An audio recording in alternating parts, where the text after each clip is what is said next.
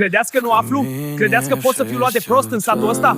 Gheorghe, nu e momentul pentru asta. Ba, acum e momentul! Acum spuneți tot! Ascultă-mă, nu e cum crezi. Nu e o poveste de azi sau de ieri. Nu mă interesează când e, mă interesează că e. Gheorghe, te rog, hai să vorbim acasă, nu aici. Asta ai vrut să râdă tot satul de mine? Gheorghe, ajunge, nu rezolv nimic așa. Ba rezolv, azi se termină tot. Te rog, oprește-te, nu merită. Ba merită! Gheorghe, ascultă-mă, nu e doar vina lui. Ce-ai spus? Nu e doar vina lui. Alo, veniți repede la hambar, e o bătaie, cred că o să-l omoare. Da! Au venit după tine, ascunde-te. Doamne, ce am făcut o să mă prindă?